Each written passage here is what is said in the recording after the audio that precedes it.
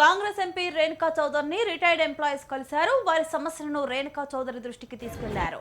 Retirement అనంతరం తమకు రావాల్సిన బెనిఫిట్స్ ఇప్పటి వరకు అందకపోవడంతో తీవ్ర ఇబ్బందులు ఎదుర్కొంటున్నామని విన్నవించుకున్నారు. బెనిఫిట్స్ ఆలస్యం కావడంతో ఆర్థికంగా మానసికంగా ఇబ్బందులు పడుతున్నామని ఆవేదన వ్యక్తం చేశారు.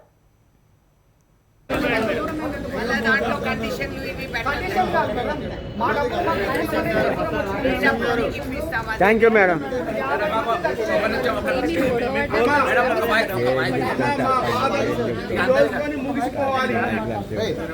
మేడం గారు మాట్లాడారు.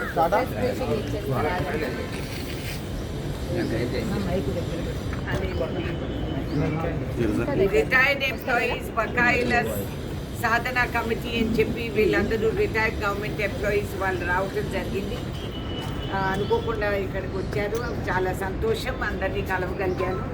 వాళ్ళ సమస్యలు కొన్ని ఉన్నాయని నా దృష్టికి తీసుకురావడం జరిగింది. చాలా శోచనీయం. దీంట్లో ఇంట్లో డిలే ఎందుకు అయిందో నాకు తెలియదు. ఏదో కమ్యూనికేషన్ గ్యాప్ ఉండే ఉంటుంది.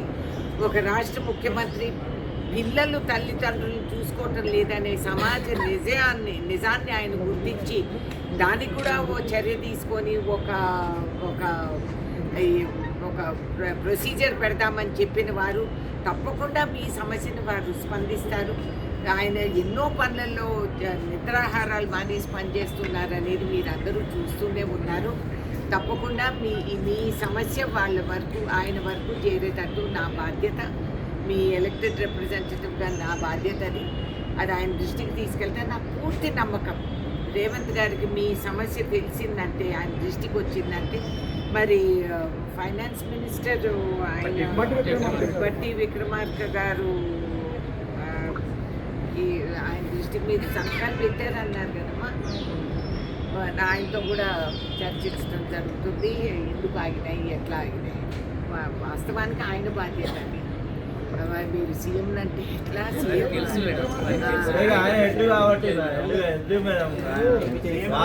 సీఎం గారు హెడ్ కదా మేడం. ఇప్పుడు రేవంత్ రెడ్డి గారు తలుచుకుంటే 5 నిమిషాలలో మంచిది. ఆ నమ్మకం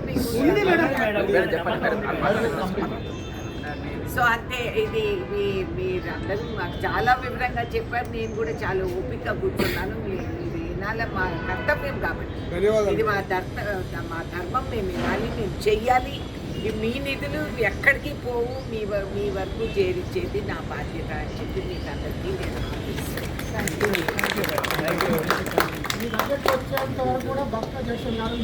చెప్పండి.